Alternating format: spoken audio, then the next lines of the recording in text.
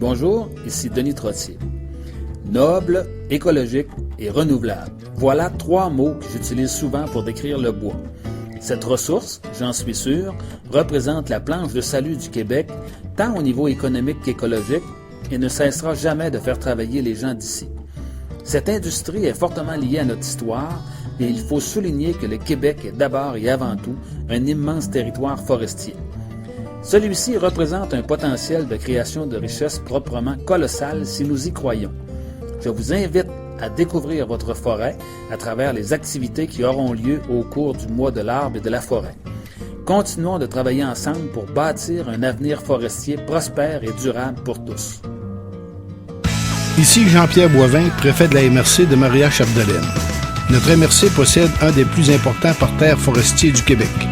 Que ce soit pour le travail ou les loisirs, l'avenir de la forêt repose sur son usage multi-ressources. La crise forestière nous a frappés de plein fouet. Ensemble, nous devons travailler sur des projets qui tiennent compte de l'environnement et du développement durable. La forêt, c'est notre richesse, à nous de la protéger et de la mettre en valeur. Bon mois de l'arbre et de la forêt.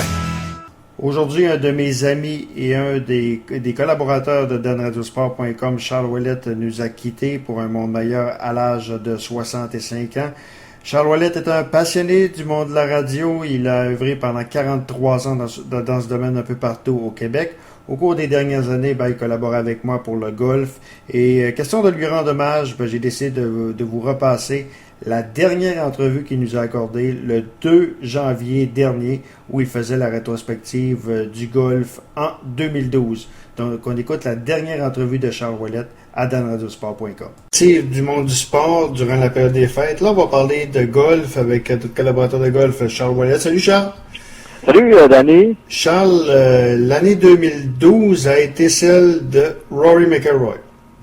Oui, effectivement, 2012 est l'année qui nous a permis de voir apparaître sur la scène du golf international, voire même mondial, un jeune venant bien sûr de l'Europe et qui finalement a prouvé qu'il avait l'étoffe d'un grand champion. Je pense qu'il y a Rory McIlroy qui finalement, à un moment donné, menait partout, a été numéro 1 à travers évidemment l'Europe et également les États-Unis, qui s'est démarqué du côté de la PGA et qui a gagné plusieurs bons tournois. Ouais. C'est un jeune qui finalement a une technique qui ressemblait, quand on le regarde un petit peu, là, on a l'impression de voir en Rory McIlroy un peu les belles années de Tiger Woods.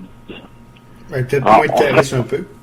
Avec moins de charisme, mais c'est le genre de bonhomme qui, premièrement, se prend pas pour un autre, et qui, sur l'hiver, est régulier, toujours très affable, alors que, même s'il manque son coup, il n'y a pas d'impatience, comme par exemple, on voit chez Tiger Woods, quand il manque un coup, ou ben là, il donne un coup de bâton au sol, alors, c'est un caractère qui est totalement différent. Moi, j'ai l'impression que c'est un jeune qui va aller extrêmement loin. Écoute, il est dans la vingtaine. Ah oui, 23 ans seulement. Combien? 23 ans c'est seulement. C'est ça, je te dis. Il a 23 ans dans la vingtaine. Et puis, il est déjà reconnu mondialement. Alors, c'est pour te dire à quel point ce jeune-là a une carrière devant lui. Déjà millionnaire au moment où on se parle. Ouais, effectivement. Il est déjà millionnaire.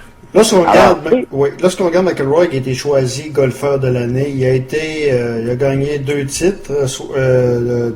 Il a gagné le Honda Classic et il a gagné également une autre compétition. Il était 2e au Wells Fargo, 2e au BMW PGA Championship, 2e également au tournoi de Abu Dhabi.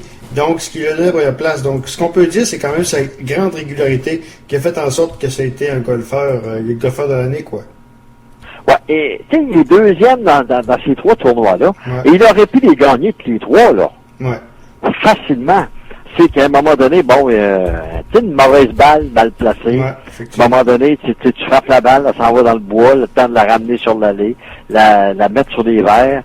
Alors, tu sais, au lieu d'accumuler des birdies, mais t'accumules des bogeys, et puis ça fait que dans l'espace d'un trou, tu viens de perdre la victoire. C'est ce qui lui est arrivé dans ces 3 tournois-là, alors que, normalement, Puis je te dis bien, là, normalement, il aurait dû gagner ces 3 tournois-là. Mais encore là, tu sais, vous avez 23 ans. On va se donner une chance, là. Et puis, il apprend parce qu'il joue avec les grands du monde du golf. C'est tous les gens qu'il côtoie sur les verts, là, sont des gens qui ont beaucoup d'expérience et puis qui, finalement, font que il devient de meilleur de fois en fois. Ce qui fait sa force, finalement, Rory McIlroy, c'est qu'il est très phlegmatique. En ce sens qu'il s'énerve pas. Okay. Il manque un coup, il perd pas, il perd pas sa capacité de continuer à faire une bonne lecture de son terrain. C'est ça sa force, Rory McIlroy. Ce qui est différent depuis quelques années de Tiger Woods qui perd patience à tout bout de champ. Et puis tu remarqueras là, qu'à chaque fois que Tiger Woods perd patience, ses balles s'en vont dans le bois. Il est jamais dans la ligne, il est toujours en dehors. Là, il est obligé de travailler 4 fois plus fort parce qu'il a peut-être ramener sa balle sur le verre, essayer de sauver son part. C'est ça, c'est son gros défaut. Puis il est comme ça depuis qu'il est revenu, Tiger Woods. Il est moins patient. Alors, ça ne l'aide pas. Est-ce que tu penses que ça a un effet, le fait qu'il n'y a plus son cadet? Est-ce que ça a un lien? Ben écoute, son ancien cadet, il donnait beaucoup de conseils.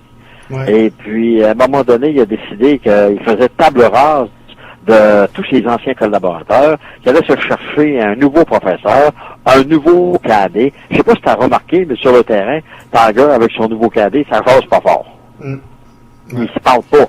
Alors que l'autre, Williams, il lui parlait constamment. Il faisait la lecture de ses lignes. Il faisait la lecture de ses vers. Il lui disait, écoute, tu devrais faire ça. Ben, souvent, c'était lui qui choisissait le bâton. Tu sais, pratiquement, là. Tu sais, il pouvait pas le faire parce qu'il n'a pas le droit de le faire. Mais il l'exhortait peut-être à utiliser tel bâton parce qu'il y a tant de distance, les courbes, etc. Alors, moi, je pense que Tiger, à un moment donné, a décidé de changer du tout au tout. Et je suis pas sûr que ça lui a aidé à prime abord. Peut-être qu'il va regagner du terrain avec le temps, mais tu sais, quand tu décides de changer tout le monde autour de toi, là, il y a un danger. Il y a peut-être du bon, mais il y a quand même un danger. Ouais. Aussi le Masters, c'était le début du l'année a commencé avec le premier grand tournoi, le Masters qui a été une victoire, on peut dire surprise de l'Américain Bubba Watson. Oui, Bubba Watson, là, tu le regardes jouer, t'as l'impression qu'il est nonchalant, mais maudit qu'il joue bien ce gars-là, c'est incroyable. C'est un gars qui a un talent extraordinaire. Il est particulier. Des balles, habituellement, sont bien placées. C'est le gars qui a le don de se sortir des fois des trappes de sable avec une élégance à tout casser. Comme il fait si bien Phil Mickelson, qu'on dit qu'il est un chirurgien du verre. Ouais. Phil Mickelson, là, quand il est pris dans une trappe de sable à côté d'un verre, c'est de toute beauté de le voir aller. Ben, Bubba Watson, c'est exactement la même mot juste d'affaire. Il joue à peu près dans le même style. C'est un gars qui est extraordinaire. Un autre aussi qu'on a avantage à surveiller, c'est Graham McDowell, l'Irlandais du Nord. Là. Ça, là, ce gars-là, ça joue du golf. Ça a un swing d'une fluidité extraordinaire. Il a le don de toujours choisir ses bâtons. Puis les balles tombent toujours aux bonnes places. Ouais. Ça, c'est un autre grand champion, ça. On a oublié de le mentionner, là, mais Graham McDowell, là, l'Irlandais, là, c'est tout un golfeur. Également, le 2012, ça a été l'affaire de Adam Scott au British Open? Ben, Adam Scott, tu comprends. Ouais. C'est un gars on le surveillait pas beaucoup. Mais c'est un autre, ça, qui a un beau style, qui a un très, très beau style de jeu, qui, à mon sens, à moi, quand tu frappes ses balles, il est pratiquement toujours dans l'allée. C'est rare que tu vas le voir aller chercher une balle dans le bois ou dans les fosses de sable. Il y a une justesse dans sa frappe de balle. Adam Scott, ça a été un autre qu'il va falloir surveiller. Évidemment, il est un peu plus âgé que Rory McIlroy. Alors, lui, il reste un peu moins de temps parce que c'est un golfeur, il faut bien se mettre dans la tête que quand il arrive à 40 ans, entre 40 et 45 ans, là, il est sur la pente descendante. Il est moins performant, là. Mais il y a débat pour moi qu'Adam Scott, bon, il est encore assez jeune, il est dans la trentaine. C'est quand même un gars qui joue bien. Et malheureusement, je trouve qu'on le voit pas assez souvent. Ouais. Donc, c'est Ernie Els plutôt qui avait gagné le Open britannique, je m'étais trompé. L'Open maintenant américain, ça a été l'affaire de Webb Simpson.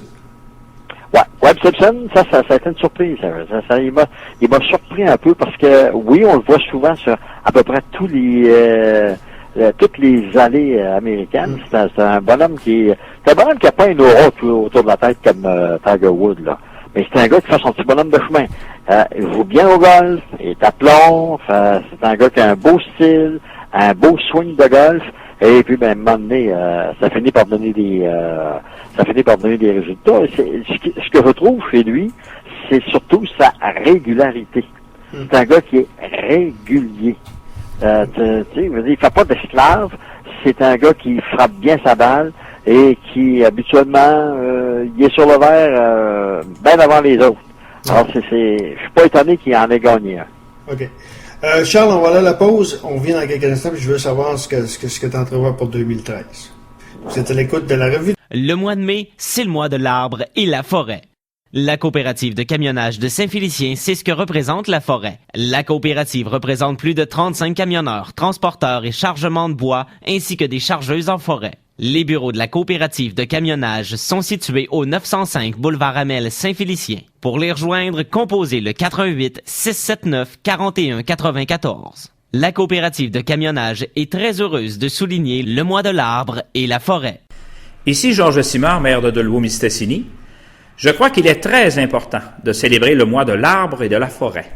Il faut se rappeler que notre région est une source de richesse naturelle importante, dont la forêt, que nous devons à tout prix cultiver et conserver. J'encourage donc toute la population à continuer à être vigilant et à faire tout ce qui est possible pour protéger notre ressource, la forêt, base de notre économie.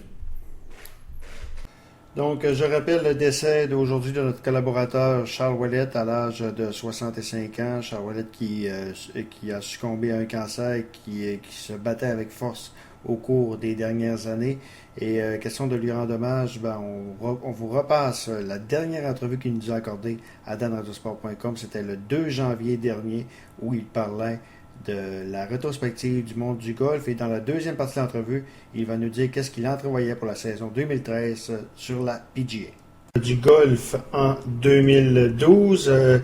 Charles, on vient de parler un petit peu des tournois qui se sont parlé, des golfeurs qui se sont signalés en 2012. On va parler maintenant de qu'est-ce que tu entrevois en 2013. Moi, je veux dire qu'en 2012, j'ai peut-être un petit peu moins suivi le golf, quoique 2013, je vais essayer d'être beaucoup plus assidu. Des fois, les circonstances font qu'on n'a pas la chance de voir tous les tournois. Alors, 2013, moi, je te dis qu'il va falloir surveiller 2-3 noms. Là. Il y a des noms qu'il faut surveiller avec beaucoup d'attention. Premièrement, Graeme McDowell, l'Irlandais. Rory McIlroy, Britannique. Après ça, il faudra surveiller Tiger Woods, je sais pas ce qu'il va faire en 2013. Je présume qu'il va s'améliorer encore, mais Tiger commence à prendre de l'âge, 37-38 ans, là, aux alentours de ça. Ouais. Alors, là, tu sais, moi, je dirais pas que le meilleur est sorti de lui, mais il est encore bon pour donner des bonnes rondes de golf, puis encore une fois, nous étonner. Parce que dans les entourloupettes de golf, là, quand je parle d'entourloupettes, dans ces coups compliqués, il est difficile à battre. Il est impatient, mais il est difficile à battre. Donc, je pense que Tiger va pouvoir quand même avoir un bon coup d'œil sur lui. Et Adam Scott, si ce gars-là, on peut le voir plus souvent, malheureusement, il ne participe pas à tous les tournois. C'est un excellent golfeur. C'est un très bon golfeur.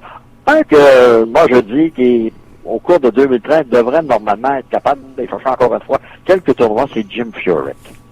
Jim Furyk, Gentleman Jim, oui, puis il est bon, il est régulier, puis il finit toujours dans les 4, 5, 6 premiers.